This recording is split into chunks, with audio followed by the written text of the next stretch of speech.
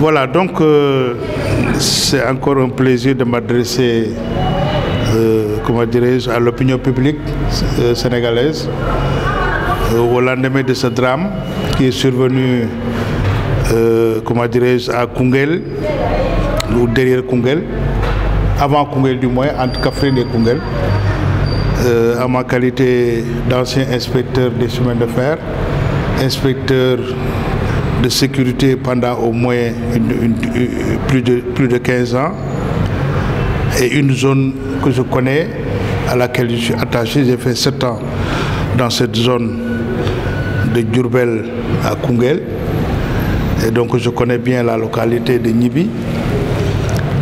Alors donc, quelle est la mission d'un inspecteur de sécurité?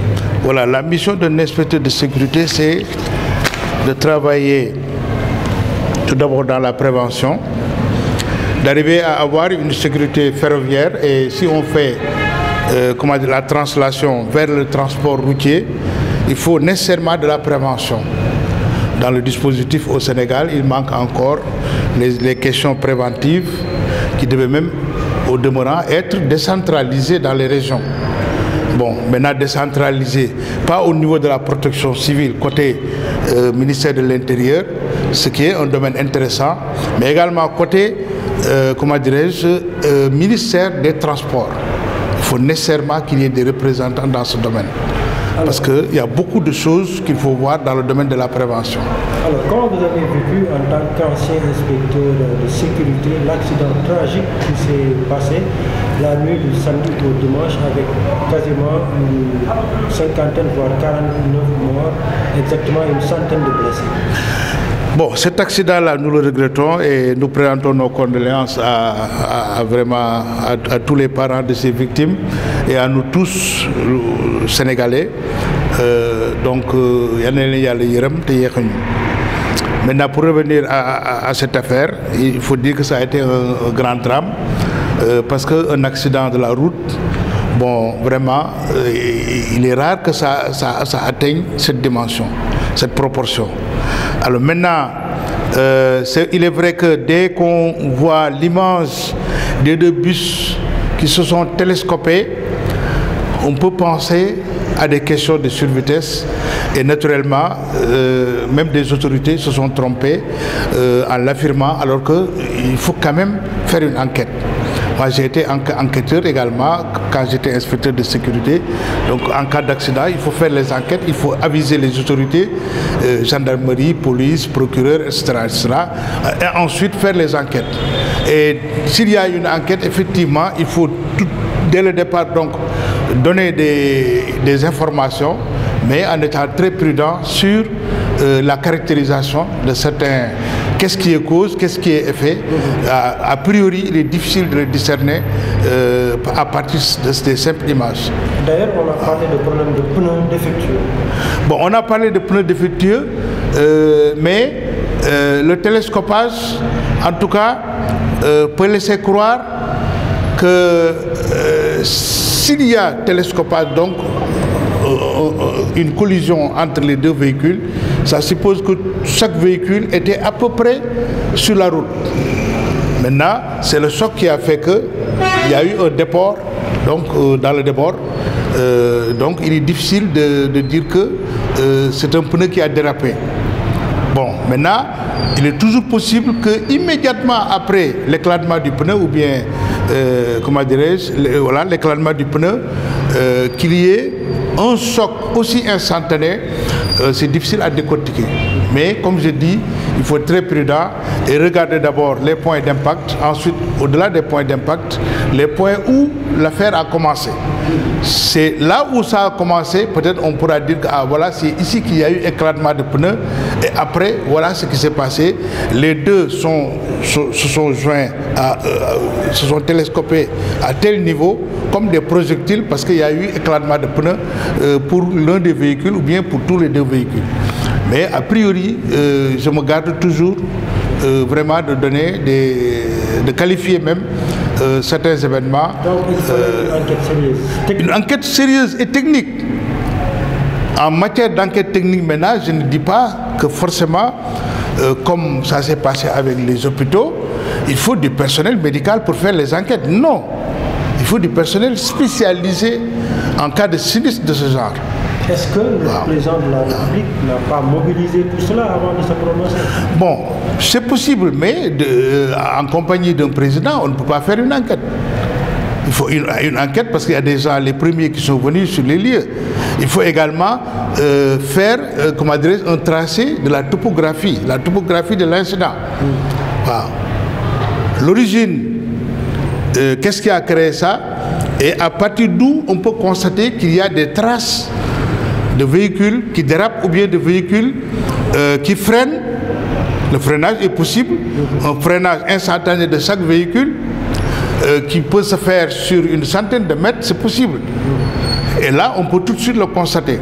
Et retracer l'accident. Et s'il y a explosion, éclatement de pneus, immédiatement, s'il y a freinage, la voiture, les véhicules vont culbuter.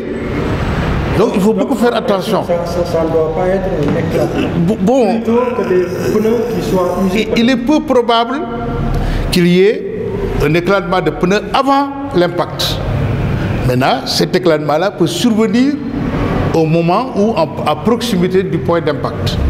Donc tout ça, il faut vraiment être sur les lignes. Provenir du fait que les pneus soient usés, même s'ils ne sont pas éclatés, par exemple. Bon, les pneus usés, ça peut intervenir à deux niveaux.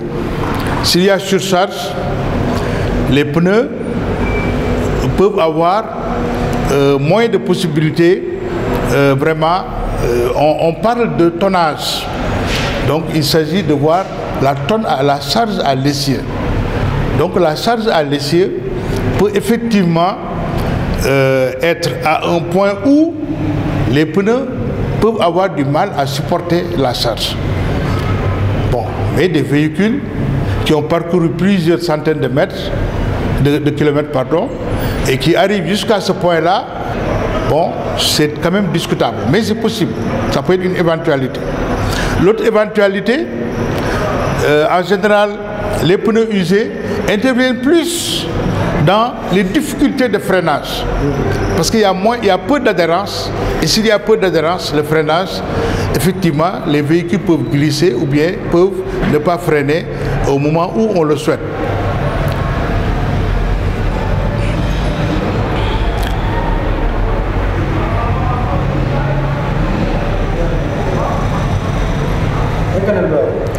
Voilà, les pneus, du moins, le freinage peut ne pas réagir convenablement au moment où on le souhaite.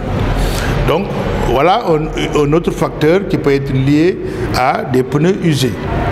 Bon, maintenant, la défaillance humaine a été évoquée par certains. Il est difficile de l'exclure, a priori, mais la défaillance humaine suppose peut-être deux genres de situations. Une situation où le conducteur était en train de sommeiller, donc assoupi, et ça peut arriver. Et maintenant, l'autre, on n'est pas dans un tournant, en tout cas, on est dans une ligne droite. Donc, il est difficile de dire que voilà, l'un des véhicules, le conducteur de l'un des véhicules n'a pas aperçu le véhicule qui venait tout droit devant lui. Alors donc ça c'est discutable.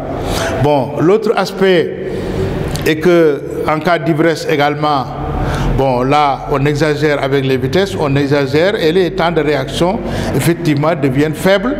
Parce que si on est ivre, bon, vraiment, les réflexes ne viennent pas avec l'ivresse.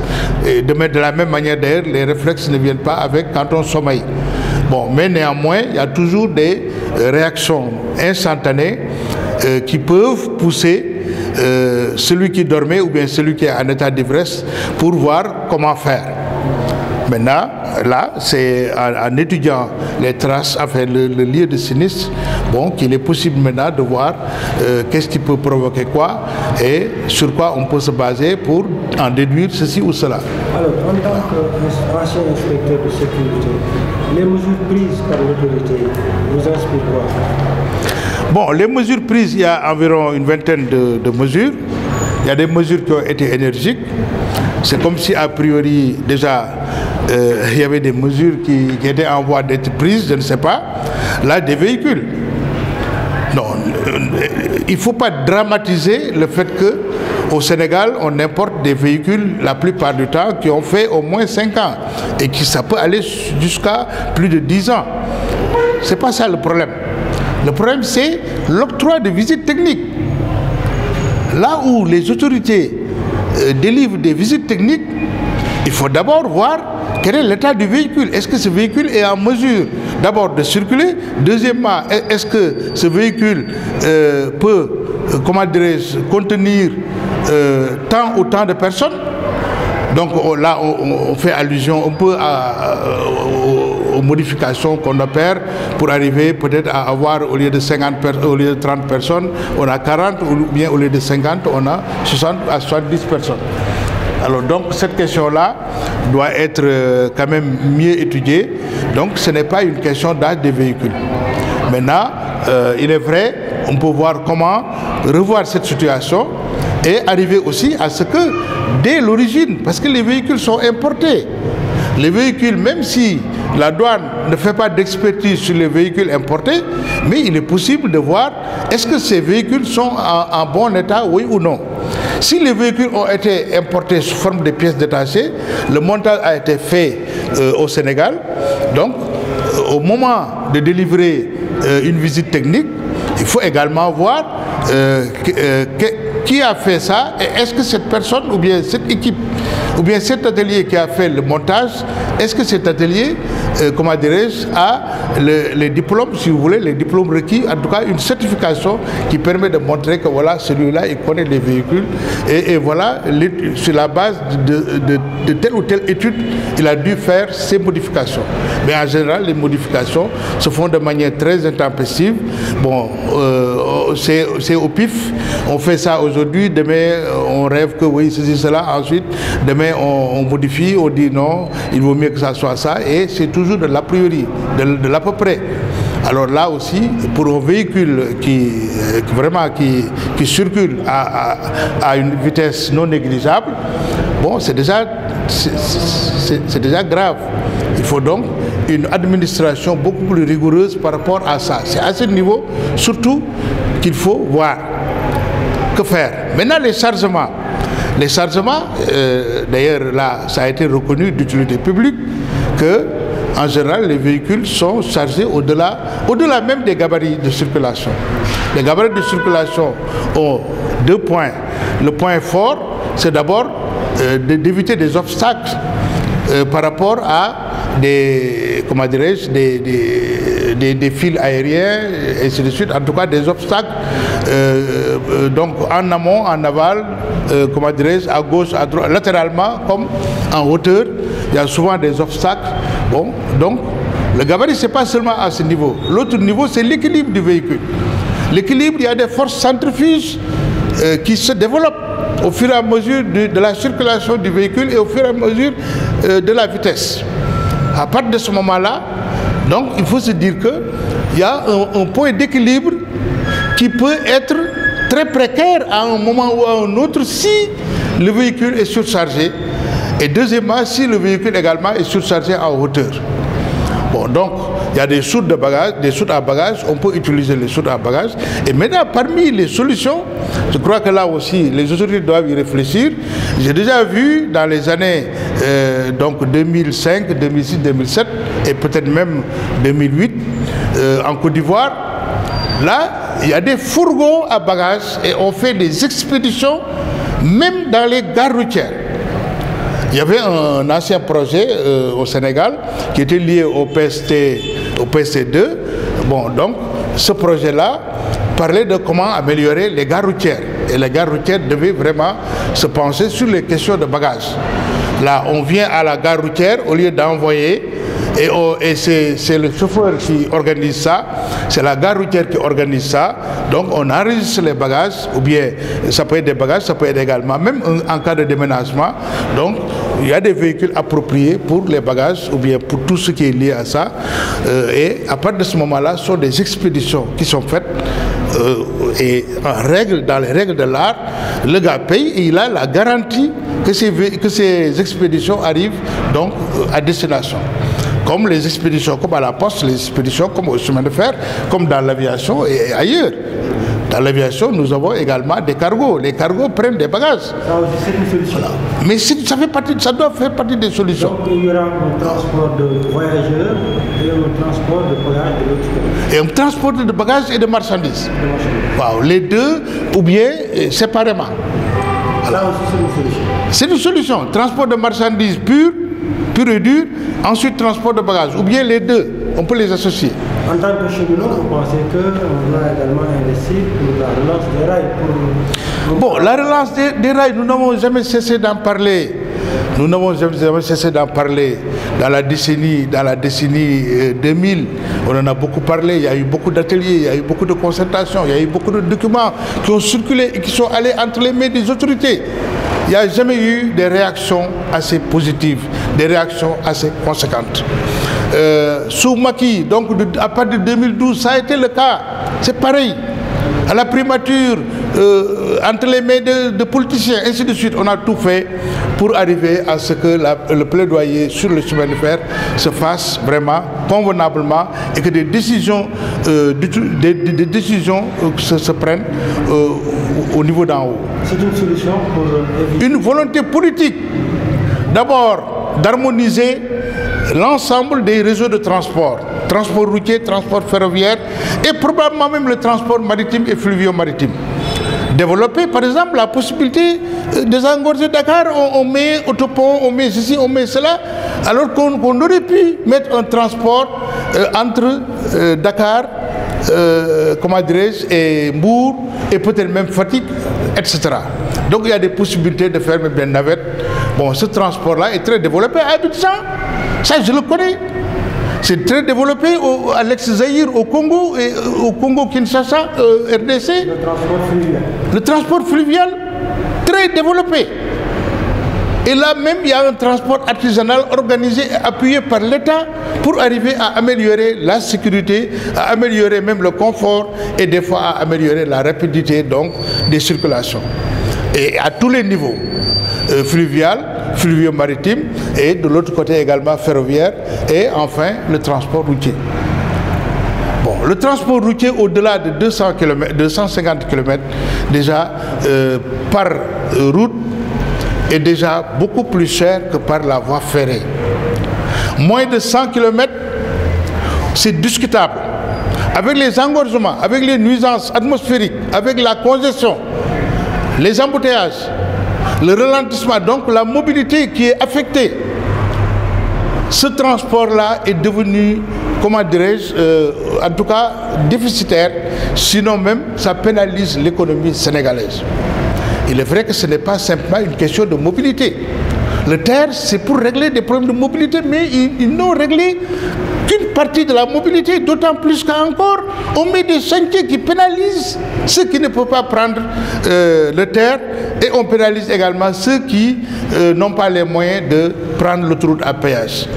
Bon, donc voilà une planification qui est ratée par rapport le Sénégal devait dépasser ça quand même. Hein? Il y a toujours des chantiers et on ne sait pas comment ça se crée et comment ça s'improvise. Bon, mais le transport ferroviaire doit revenir. Là, il y a un partage de trafic entre le transport routier et le transport ferroviaire. Là où ça dépasse les 100 km, il faut déjà voir que ça, c'est un tonnage quand même qui doit être affecté au rail. Mais sur la base d'un contrat de performance. Il n'est pas question qu'on revienne sur le passé lointain, où c'était du n'importe quoi. Maintenant, il faut quand même le faire à bon escient, avec des instruments de contrôle, avec des administrations, je dis des administrations, parce que même si on doit reprendre le chemin de fer, une administration ferroviaire digne de son nom, mais une administration sénégalaise digne de son nom, au niveau central comme au niveau décentralisé. Des administrations qui fassent correctement les choses et dans les règles de l'art. Il nous reste 10 secondes, votre dernier mot. Le dernier mot, encore une fois, bon, comme je l'ai dit, je présente mes condoléances à toutes ces victimes. Bon, que ceux qui sont des blessés, que Dieu vraiment leur redonne leur santé et leur vigueur à toutes ces personnes, que vraiment Dieu ait pitié de leur âme. Et vraiment que le Sénégal vivement, vraiment parte de cet événement. Il y a eu un conseil hier, mais je dis que les conseils précipités, les conseils à fleur de peau, donc qui ne reposent sur quasiment rien, moi je dis que ce n'est pas ça qui va nous éviter des accidents. Il y a un conseil au niveau africain qui concerne la sécurité routière, financé je crois par il y a l'OIT et également l'OMS, Organisation mondiale de la santé. Il y a également au niveau central beaucoup de structures qui existent sur la sécurité routière. Il y a eu même un plan, je ne sais plus, un plan de 2018-2019, quelque chose comme ça qui existe, qui parle de la sécurité routière. Autant que les autorités reviennent vivement sur l'orthodoxie. Je dis orthodoxie, ce n'est pas de faire la traque en direction de la liberté d'opinion, la traque en direction de la liberté d'organisation ou de la liberté d'association ou de la liberté de manifestation. Le sérieux, c'est d'arriver à ce que les Sénégalais vivent vraiment dans la sécurité, dans la sérénité, dans la tranquillité et en direction d'un progrès social vrai et non en direction de simples phraséologie publicitaire ou slogan publicitaire. Merci. Voilà mon dernier mot. Merci. Merci.